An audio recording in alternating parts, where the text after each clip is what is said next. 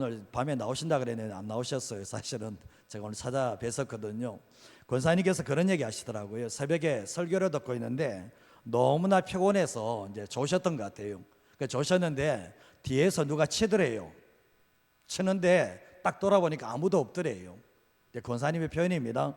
근데 이제 그때 속에 들려지는 말씀이 목사님이 말씀을 전하고 있는데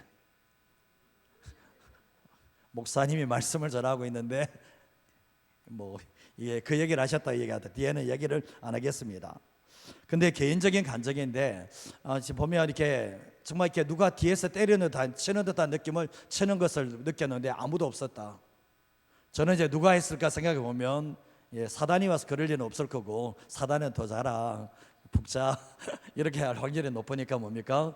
주님께서 또 천사를 통해서 역사하신 범인이 있을 수 있겠다라는 생각들을 하게 되었는데, 근데 이제 오늘 졸고 계시는 분들에게도 다 찾아가시는 은혜가 있었으면 좋겠고, 근데 주님께서 성경 말씀에 사랑하는 자에게 잠을 주신다 그러니까 설교 시간에 자는 것이 주님이 사랑하는 것인가? 그건 아니에요. 그 착각하시면 위험합니다. 그건 아니라는 거예요. 근데 이제 오늘 제가 새벽에 말씀을 이제 전하면서 이제 깨닫는 게 뭐냐 보면, 이 에베소에 있었던 요한의 세례만 하는 아볼로의 제자리 있었던 것처럼 교회 다니면서 이런 사람들이 있다라는 것들을 생각해 보게 됩니다. 이런 분들은 하나님을 향한 열심들이 있어요.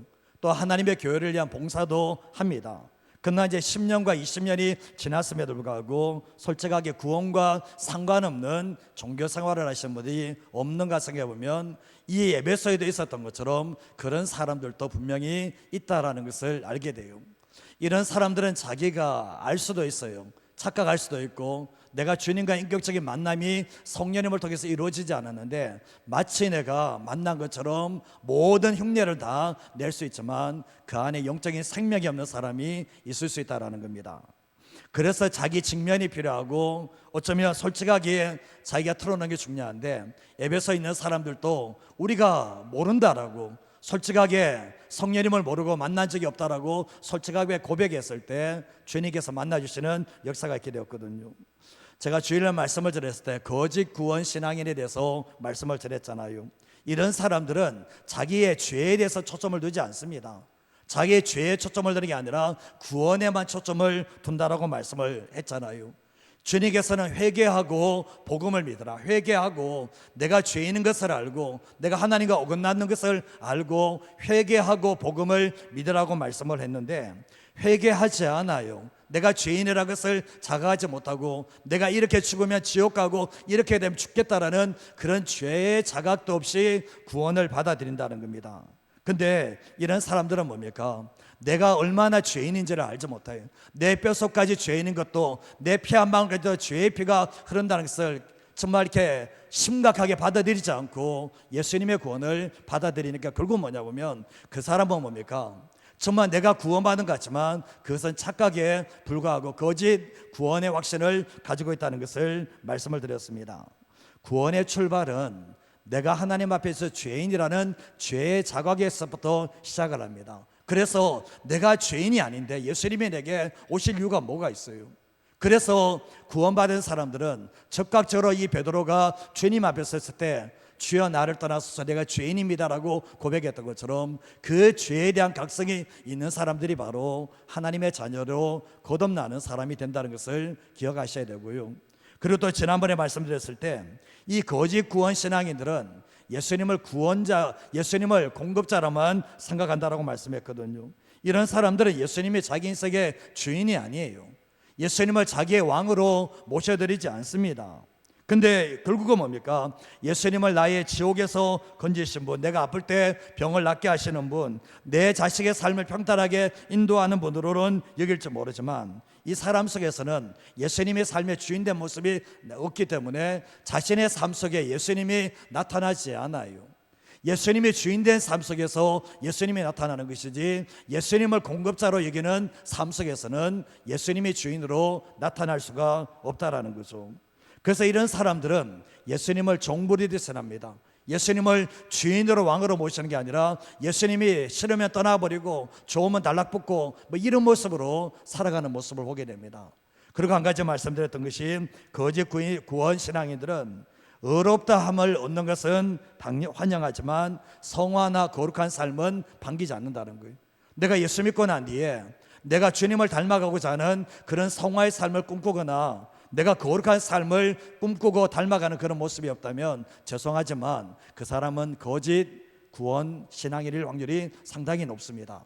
왜냐하면 구원받았을 때는 내 안에 성령님이 계실 때 그 성령님은 주님을 닮아가게 만들고 날마다 거룩한 삶을 살아가도록 만드는 것이 성령님인데, 주님이신데, 그게 없다면 생각하셔야 될 것이, 내가 세상 속에서 하나님의 자녀답게 살고자 하는 그런 거룩한 열망이 없다면 조심하셔야 될 것이, 내가 하나님의 자녀인가 아닌가를 철저하게 고민을 해보셔야 된다는 것을 알게 되는 거예요. 제가 이 말씀을 왜 이렇게 반복해서 드러나보면, 저는 성도님들 한 분들이 지옥 가기를 원하지 않아요. 정말 단 한 명도 지옥 가지 않기를 원하는 것이고, 모든 영혼들이 다 구원받기를 원하는 마음을 가지고 있는데, 세상의 것 다 누리면서 천국에 가는 길은 없어요. 세상의 것을 다 추구하면서 천국에 가는 길은 없다라는 것을 기억하셔야 되는데, 그래서 우리는 신앙생활할 때 행함으로 구원받는 것은 아니지만 우리의 삶을 살아갈 때 내가 예수 믿고 난 이후에 결국은 성화나 거룩한 삶에 대한 열망들이 없다면 그 신앙 자체가 뿌리부터 다시 보셔야 된다는 것을 항상 기억하시면서 살아가셔야 됩니다. 자, 근데 이제 이 목사님이 했던 거짓 신앙 구원인에 대해서 있는데, 이분의 책 중에 하나가 목숨을 걸어라는 책이 있습니다. 목숨을 걸어라. 정말 이 진짜를 발견하고 진리를 발견했다면 목숨을 걸어라는 거예요.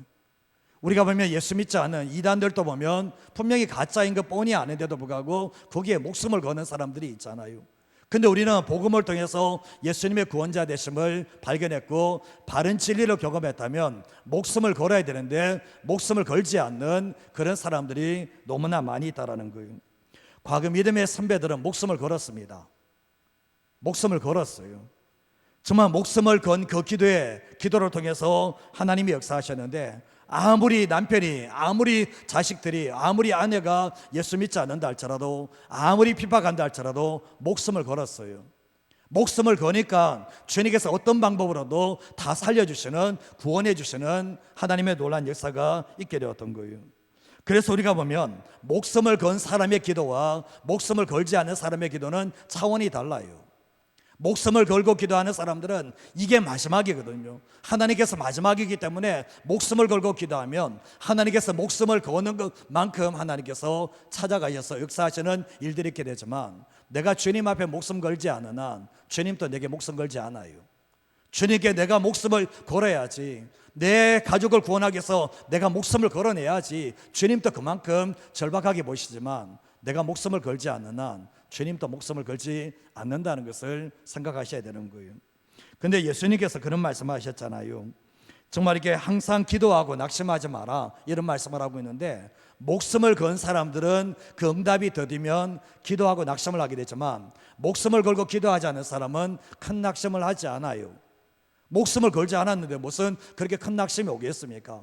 그래서 보면 오늘 안 되면 내일 되겠지 뭐, 이런 생각 가지고 살아가는 사람들의 특징이 뭐냐 보면, 기도할 때 목숨을 걸지 않기 때문에 그런 현상이 일어난다는 것을 알게 됩니다.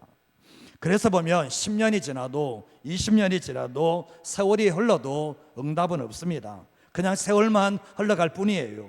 그러나 하나님께서 하나님 앞에 어떤 문제가 있든지 그 문제를 목숨을 걸고 하나님께 나아갈 때 결국은 하나님께서 그 절박함을 보시고 응답하시는 역사가 있다는 것을 잊어버리지 마시기를 바랍니다. 여러분의 삶에 문제 있습니까? 하나님 보실 때는 큰 문제 아닙니다. 하나님의 손에 올려주면 큰 문제는 아닌데, 문제는 뭐냐 보면 우리가 그 문제를 가지고 하나님 앞에 목숨을 걸지 않으니까 그 문제는 끊임없이 남아있다는 것도 생각을 해보실 필요가 있습니다. 자, 오늘 이 본문의 말씀은 이제 산상설교의 마지막 부분인데, 이 말씀을 모르는 성도들은 거의 없습니다. 구하라, 찾아라, 두드리라, 이 말씀 모르는 성도 거의 없잖아요.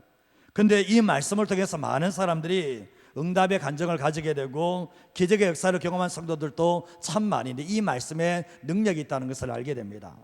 근데 오늘 말씀을 드린 두 가지만 좀 말씀드리고 함께 기도하겠는데, 첫 번째로 할 수 있는 게 뭔가 같이 한번 읽어보겠습니다. 신앙생활은 하나님께 집중하며 성령의 흐름을 탈 수 있어야 합니다.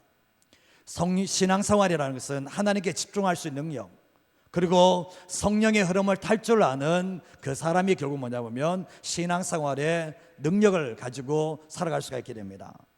세상에서도 보면 성공하는 사람들은 자세와 태도가 달라요. 성공하는 사람들은 자세와 태도가 다른데 집중력이 있고 흐름을 탈 줄 알아요. 세상에서 성공하는 사람들. 그런데 우리가 영적인 세계도 마찬가지지만 신앙생활 참 잘하는 사람들은 집중력과 흐름을 탈 수 있는 그 능력을 가지고 있다는 거예요. 그래서 우리가 보면 신앙생활 할 때 내가 뭔가 이제 집중이 잘 된다, 기도를 하든 예배를 드리든 집중이 잘 된다, 그리고 몰입할 수 있는 능력이 있고 그 다음에 흐름을 탈 수 있다면 그분은 신앙생활 할 때 빠른 속도로 올라갈 수 있는 하나님의 사람이 될 수 있습니다. 근데 우리가 가만히 보면 집중을 잘하는 사람들은 집중할 때는 다른 거 다 잊어버려요. 다른 거 다 잊어버리고 거기에만 올인을 하게 됩니다. 근데 보면 집중하지 못하는 사람들은 산만해요. 예배 자리에서도 딴 생각하고 있고 기도에서 자리에서 딴 생각하고 있고 산만하게 하는 그 사단의 역사와 환경을 이겨내지 못하는 사람들은 산만한 모습으로 신앙생활을 하게 되어 있습니다. 사단은 결국 뭡니까? 집중하지 못하게 만들고 집중하는 그 영적인 흐름을 탄 사람을 끊어버리는 것이 사단의 역사라는 것을 알게 되잖아요. 근데 우리가 신앙생활 할 때 모든 영적인 축복은 얼마나 집중하냐, 얼마나 흐름을 타고 있냐, 이 두 가지에서 결정난다고 해도 틀리지 않습니다. 그래서 우리가 이 집중과 흐름을 붙잡으려면 이 긴장을 해야 되고 깨어있는 모습이 필요하다는 것을 알게 돼요. 어떤 분은 신앙생활 할 때 보면 하나님 앞에서 끝을 보겠다, 지금 이 자리에 끝을 보겠다라고 기도하는 사람이 있습니다. 근데 성경에서도 이런 사람들에게 역사가 있거든요. 우리가 구약의 야곱에 보면 환도뼈가 벌어진다 할 때 여기서 끝을 보겠다는 거예요. 내일 생각하지 않고 오늘 이 자리에서 끝을 보겠다는 그런 자세를 가지게 되는, 보게 되잖아요. 하나님께서 끝을 보겠다고 들어가니까 하나님도 뭡니까? 결국 하나님께서 정말 네가 하나님과 겨루어서 이겼다라고 하면서 이름을 바꿔주시는 하나님의 역사가 있게 되었던 거거든요. 은혜를 받을 때도 마찬가지입니다. 끝을 보겠다, 여기서 끝을 보겠다, 이런 자세로 가게 되면 그런 간절함과 열정이 하나님께 닿는 역사가 있게 되거든요. 지난 금요일 할 때도 열심을 품고 주를 섬기라, 정말 이렇게 열심을 내라, 회개하라, 이 주제를 가지고 말씀을 전했는데 하나님께서 사울을 사용하신 이유가 있습니다. 하나님께서 사울을 그저 회심시켜서 사용하신 이유가 있는데, 하나님께서는 이 사울은 하나님과 정반대편에 있었던 사람이거든요. 주님은 알고 계세요. 그러나 이 정반대에 있지만 예수님을 핍박하고 예수 믿는 사람 죽이는데도 대단한 집중력을 가지고 있고 정말 이렇게 흐름을 놓쳐버리지 않고 계속해서 그 일을 하는 모습을 보게 되었거든요. 근데 하나님께서 뭡니까? 이게 뭡니까? 이 사울을 변화시키면 이 사람은 대단한 사람 된다는 걸 아는 거죠. 반대편에서는 이렇게 열심히 하고 있지만 하나님께서 이 사울이 깨뜨려지면 하나님 나라 위해서 목숨을 걸고 집중할 수 있는 사람이라는 것을 아셨던 거죠. 그렇게 깨뜨려 버리니까 사울이 어떻게 됩니까? 영적 눈이 닫혔을 때는 몰랐지만 영적 눈이 열렸을 때는 결국은 하나님의 나라를 위해서, 예수님을 위해서 목숨을 다해서 집중하고 끝까지 그 흐름을 타고 마지막까지 살아냈던 것이 바로 사도 바울의 인생이었다는 것을 알게 되는 거예요. 하나님은 다른 사람은 다 써도 열정이 없는 사람은 안 써요. 열정이 없는 사람은 안 써요. 열정이 없는 사람의 특징이 뭐냐 보면 집중력이 없습니다. 그리고 열정이 없는 사람은 흐름을 못해요. 성령의 흐름을 못하는 사람들이 뭘 보면 열정이 없는 사람들의 특징이라는 것을 알게 되는 거예요. 그래서 우리가 신앙생활 할 때 보면 우리가 이 집중과 흐름을 얼마나 잘 타느냐가 너무나 중요한데, 누가복음 11장 5절에서 8절 말씀에는 이제 간청기도, 강청기도에 대해서 말씀을 하고 있는데, 한 사람에게 친구가 밤중에 찾아왔습니다. 근데 대접해 줄 게 없는 거예요. 그래서 이 친구를 대접하기 위해서 다른 친구의 집을 찾아가게 됩니다. 당시 풍습상 손님에게 떡을 부족하게 대접하거나 먹다 남은 떡 조각으로 대접하는 것은 손님에 대한 모욕이었습니다. 그렇게 할 수는 없었거든요. 그러다 보니까 이 떡을 필요하는 친구가 영적에 찾아왔는데, 근데 이것을 먹여야 되니까 다른 친구의 집에 찾아가는데, 가족이 모두 한 집에서 한 방에서 살아가는 정말 넉넉지 않은 친구의 집이었습니다. 근데 결국 그 집에 가서 떡을 요청을 하게 되잖아요.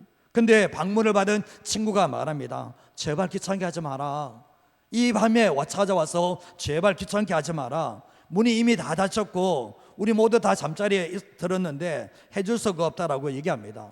그러면서 뒤에 말씀에 보면 보탬으로 말미암아 친구라는 이유로만은 정말 부탁을 들어줄 수 없지만 계속해서 문을 두드리고 강청하는 것 때문에 들어준다라고 얘기를 하고 있거든요.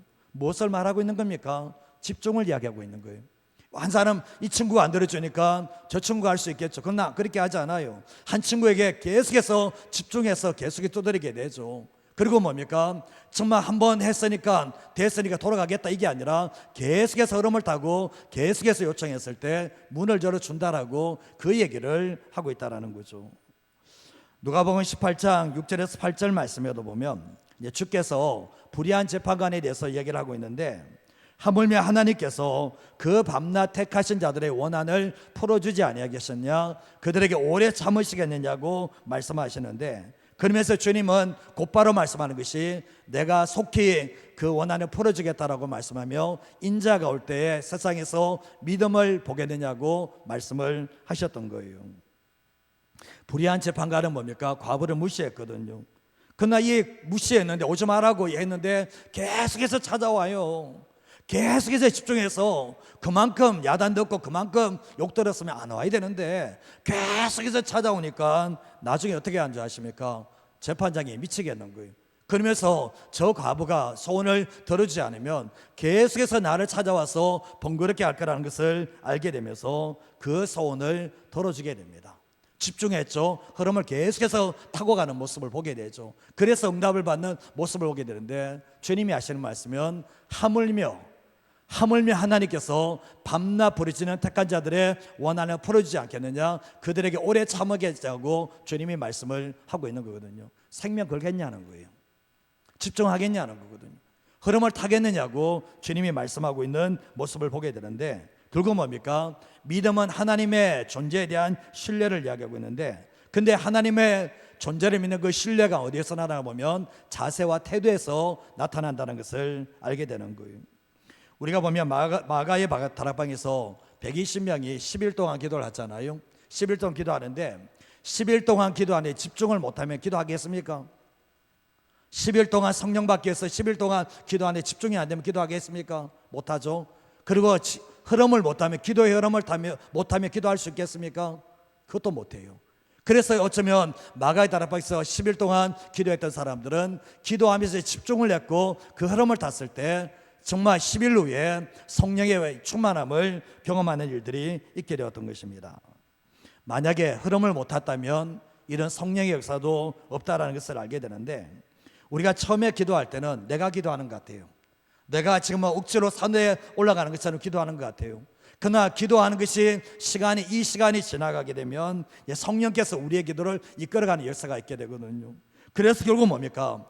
기도를 할 때도 내가 기도하는, 내가 억지로 올라가는 그 기도를 끝내줘야지, 그걸 넘어가줘야지. 집중하고 흐름을 타서 넘어가게 되면 그때로부터 뭐냐 보면 성령께서 뒤에서 미는 것처럼 기도를 인도해 가시는 하나님의 역사가 있게 되는 거예요.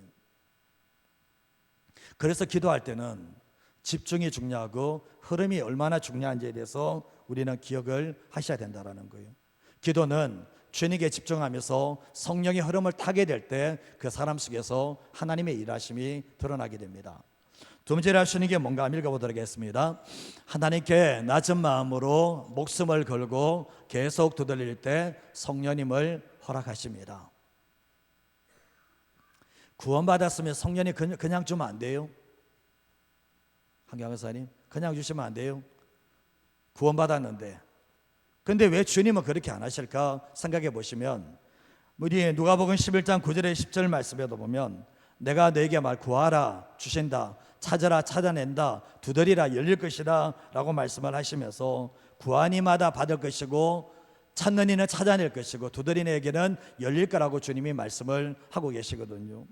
근데 여기에서 구하다라는 것은 간청하다, 기도하다, 요구하다 이런 뜻을 가지고 있는데, 낮은 자가 높은 자에게 요청하는 거예요. 낮은 자가 높은 자에게 요청하게 되는데, 힘이 없는 자가 힘이 있는 자에게 간청을 하는 거예요.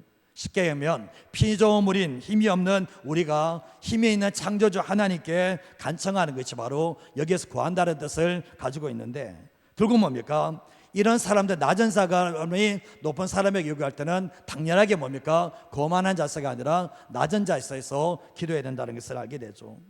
근데 받기 위해서는 구해야 되고, 구하지 않고서는 받을 수가 없다는 것을 알게 되는데, 처음에는 다 그렇습니다. 구할 때는 처음에는 내가 원하는 것을 구해요. 내가 원하는 것을. 근데 시간이 지나면 어떻게 되나 보면 내가 원하는 것이 아니라 하나님께서 원하시는 하나님의 뜻을 구하는 삶을 살아갈 수가 있게 된다는 거예요. 이게 바로 성령님이 이끄시는 기도라는 거예요. 그리고 찾으라는 게 뭐냐면, 여기에서 찾으라는 것은 생명을 걸고 찾으라는 거예요. 생명을 걸고 찾으라는 거예요. 구해서 안 되면 찾아라는 얘기인데, 찾는 것은 생명을 걸고 찾아라는 얘기를 하고 있는데, 생명을 걸고 찾는다는 것은 대충 찾는 게 아니에요.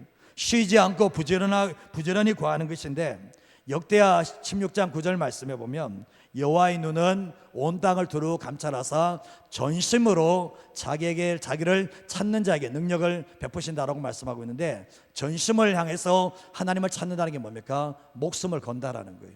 목숨을 걸고 하나님을 찾는 거거든요.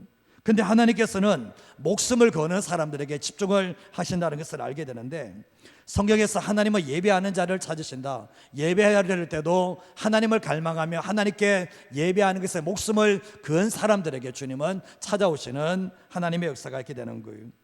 하나님은 자신과 진리에 대해서 목마른 사람을 찾기를 원하는데, 결국 뭡니까? 하나님은 생명을 걸고 찾는 사람에게 하나님의 눈에 띄게 된다는 거예요. 하나님의 주목을 받게 된다는 것을 알게 되는데, 성경 말씀 마태복음 15장 말씀에도 솔로보에게 본익의 여인이 자기 딸이 귀신 들렸습니다. 근데 예수님께 찾아와서 내 딸 고쳐달라고 하니까 주님은 아무 말도 안 하고 아는 척도 안 해요. 그리고 나중에 주님께 다시 고쳐달라고 무릎 꿇고 하니까 정말 자녀의 떡을 취해서 정말 이렇게 개들에게 주는 것이 합당하지 않다 얘기하면서 완전히 무시를 해버리거든. 이방인도 무시를 해보게 되는데, 근데 여인의 그 마음을 계속해서 테스트하는데, 이 여자는 뭡니까? 생명 걸었습니다. 생명 걸고 자기 딸 고치러 왔거든요. 주님은 그걸 테스트하시고 난 뒤에 결국 뭡니까? 만약 이 사람이 예수님 아니고 다른 방법이 있다면 갔겠죠. 그러나 예수님께 생명 걸었거든요. 그러니까 어떻게 됩니까? 결국은 주님이 만나주시고 치유하시는 하나님의 놀라운 역사가 있게 되었던 거예요. 찾을 때는 생명 걸고 찾으셔야 됩니다. 그게 주님이 원하시는 모습이에요. 그리고 두드리라는 것을 이야기하고 있는데, 이 두드리라는 것은 아무렇게나 생각 없이 두드리는 게 아니라 정중하게 예를 갖춰서 두드리라는 거예요. 정중하게 예를 갖춰서 두드려야 되는 건데, 언제까지요? 열릴 때까지. 언제까지요? 끝장날 때까지. 언제까지요? 죽을 때까지 두드리라는 거예요. 죽을 때까지 두드리라는 거예요. 요한계시록 3장 20절 말씀에 보면 예수님께서 내가 문 밖에 서서 두드린다라고 말씀하고 있는데, 언제까지요? 문 열 때까지. 문 열 때까지. 정말 문 열 때까지 주님은 계속해서 두드리신다라고 말씀을 하고 계시거든요. 주님은 우리를 포기하지 않아요. 주님의 두드림은 끝까지 두드리게 되는데, 우리 신앙도 마찬가지입니다. 내가 두드린다면 뭡니까? 열릴 때까지, 끝장 볼 때까지, 죽을 때까지 두드리는 그 자세가 너무나 중요하다는 것을 알게 되는 거예요. 한번 두드려보고 안 되니까 뭐 안 되네. 그렇게 해서 우리의 삶에 일어난 일은 없다는 것을 생각하셔야 되는 거예요. 근데 마태복음 7장 11절 말씀에 보면 너희가 악한 자라도 좋은 것을 자식에게 줄 알거든 하물며 하늘에 계신 너희 아버지께서 구하는 자에게 뭘 주신다고요? 좋은 것으로 주시지 않겠느냐라고 말씀하셨거든요. 정말 우리가 아무리 악해도 부모가 자식에게 악한 거 주지 않아요. 그런 것처럼 하나님 아버지께서도 구하는 자에게 좋은 것을 주겠다라고 말씀을 하셨는데, 여기서 좋은 것이라는 것은 선한 것이에요. 그리고 은혜라는 뜻도 가지고 있거든요. 우리가 생각하는 그 이상을 하나님께서는 구하는 자에게 주시겠다라고 말씀을 합니다. 그래서 우리의 삶을 살아갈 때 구하지 않으면 얻을 수 없는 게 얻을 수 없다는 것도 기억하셔야 되는데, 누가복음 11장 11절에서 13절 말씀을 보면 아비된 자로서 누가 아들이 생선을 달라면 생선 대신에 뱀을 주며 알을 달라고 하는데 정갈을 주겠느냐 얘기하면서 한번 같이 한번 읽어볼까요? 마지막 구절인데 읽어보겠습니다. 너희가 악할지라도 좋은 것을 자식에게 줄 줄 알거든 하물며 너희 하늘 아버지께서 구하는 자에게 성령을 주시지 않겠느냐 하시니라. 아멘. 누가복음에서는 뭡니까? 마태복음에서 좋은 것이었는데 누가복음에서는 그 좋은 것이 성령으로 바뀌어져 있다라는 거예요. 성령을 주시겠다라고 말씀을 하고 있거든요. 근데 이 메시지 성경에서는 이렇게 하고 있는데 이 내용 자체가 하나님과 흥정하지 마라. 하나님과 흥정하지 말고 솔직하게 말씀드려라. 필요한 것을 구하여라. 그러면 너희를 사랑으로 잉태하신 아버지께서 너희가 구할 때 성령을 주시지 않겠느냐 이렇게 얘기를 하고 있거든요. 우리는 보면 하나님과 흥정할 때가 참 많아요. 하나님 앞에 솔직하게 구하지 않고 뒤에 마음은 다 가려놓고 겉모습만 가릴 때가 참 많이 있잖아요. 그러나 주님께서는 우리가 솔직하게 하나님께 구하게 되면 우리를 사랑으로 잉태하신 하나님 아버지께서 구하는 자에게 성령을 주시겠다라고 말씀을 하고 계시다는 거예요. 우리는 삶에 기도할 때 우리가 필요한 것을 구하고 찾고 두드립니다. 우리가 낮은 사람이니까 낮은 자세에서 하나님께 요구를 하게 되죠. 그리고 생명을 걸고 하나님께 요구를 하게 되죠. 그리고 계속해서 열릴 때까지 우리가 요구를 하게 되잖아요. 그때 하나님은 역사하신다는 것을 알게 되는데 기도하지 않으면 본인만 손해예요. 기도하지 않으면 하나님께서 아무리 그 사람에게 보물 창고를 예비하셨다 할지라도 그 사람에게는 갈 수 없어요. 그 사람에게는 떨어지지 않는다는 것을 알게 되는데 그래서 기도가 하늘문을 여는 열쇠라고 말씀을 하고 있는 거죠. 근데 한번 생각해 보시면 우리의 삶의 문제 가지고 기도했습니다. 문제 가지고 기도했는데 우리의 필요한 것은 응답을 받았는데 성령은 못 받았어요. 정말 우리의 삶의 문제를 위해서 기도했는데 문제는 정말 해가지고 기도했는데 그 문제는 해결됐는데 우리 안에 하나님의 영으로 충만해지지 않으면 어떻게 될 것 같습니까?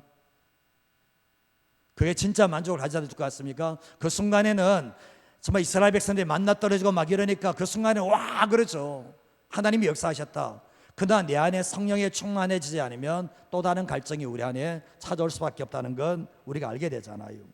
그래서 우리가 신앙생활 할 때도 기도할 때도 성령을 받고 문제가 해결돼야 돼요. 성령의 충만함을 받고 그 문제가 해결되어지게 되면 그게 가장 합당한 기도라는 것을 알게 됩니다. 예수님의 제자들이 오순절 마가의 다락방에서 약속하신 성령을 기도하며 기다리게 됩니다. 내가 필요한 것을 구하는 게 아니라 뭐죠? 하나님 아버지께서 필요하게 여기셔 하나님께서 정말 이렇게 뜻을 위해서 성령을 구하게 되잖아요. 근데 10일 동안 기도할 때 낮은 자세로 낮은 마음으로 생명을 다해서 그 성령님이 열릴 때까지 10일 동안 기도를 하게 됩니다. 쉬지 않고 부지런히 구했습니다. 근데 하나님의 눈이 그것을 보셨거든요. 하나님의 눈을 보셨는데 정말 이 성령님이 안 되겠다는 낮은 자세의 마음, 생명을 걸고 이 성령을 받기 위해서 기도하고 있고 더 나아가서 뭡니까? 정말 열릴 때까지 이 성령이 하늘에서 떨어질 때까지 끝까지 기도했던 것이 그들의 모습이었던 겁니다. 끝장날 때까지 기도했던 거죠. 하나님께서 어떻게 했습니까? 하나님의 때에 성령님께서 그들을 방문하시는 하나님의 놀라운 역사가 있게 되었던 거죠. 이 성령을 받으면서 그들의 인생이 바뀌었습니다. 그들의 인생이 뒤바뀌는 역사가 있게 되었는데 이전에는 자기 나라를 세우기에 급급했다면 이 성령을 받고 난 뒤에는 정말 하나님께서 그들을 구원하시고 하나님의 나라를 위해서 자기의 생명을 걸 수 있는 하나님의 사람이 될 수가 있게 되었던 거죠. 주님에게 자기의 생명을 드리면서 주님께서 자신을 통해서 일하시도록 산재물로 내어드리는 놀라운 역사가 성령님을 통해서 이루어지게 됐던 것입니다. 우리는 이 자리에서 뭘 구하려고 오신 겁니까? 이 성령 잃어버린 보물이라는 주제를 가지고 했을 때 우리는 성령님을 구하려고 이 자리에 모였습니다. 지금까지 삶을 살아오시면서 나의 나라를 위해서 살아오시고 나의 뜻을 위해서 살아오셨을 때 행복이 넘치셨습니까? 내 삶을 살아갈 때 눈에 보이는 세상의 것을 구하면서 삶을 살아오실 때 진짜 만족이 넘치셨습니까? 만약 그런 모습이었다면 그 사람은 하나님의 사람 아닙니다. 그 사람은 하나님의 사람 아니에요. 그 사람은 예수님의 길을 따라가는 사람도 아니에요. 가만히 되돌아보시면 주님께서 우리에게 구하는 것은 처음에는 너희의 삶의 문제를 가지고 구하고 찾고 두드리라 그랬지만 이 누가복음 말씀에는 성령님을 주겠다고 했는데 오순절 마가의 다락방에서 그 120명이 모였을 때는 삶의 문제 그거 구하지 않았습니다. 오로지 한 가지 제목, 성령님을 받기 위해서 성령으로 충만해서 예수님의 증인되고 하나님의 나라를 세워갈 수 있는 사람 되기 위해서 기도했을 때 성령님은 뭡니까? 그 자리에 임재하시는 하나님의 놀라운 역사가 있게 되었던 겁니다. 우리의 삶을 살아갈 때 성령님은 인격이라고 인격차라고 말씀했거든요. 성령님은 환영하지 않으면, 인정하지 않으면, 내가 요구하지 않으면 안 들어옵니다. 그래서 우리가 기도하실 때도 오순절 마가들에서 정말 이전에는 이 제자들이 구하고 찾고 도우는 것이 다 세상에 눈에 보이는 것이었거든요.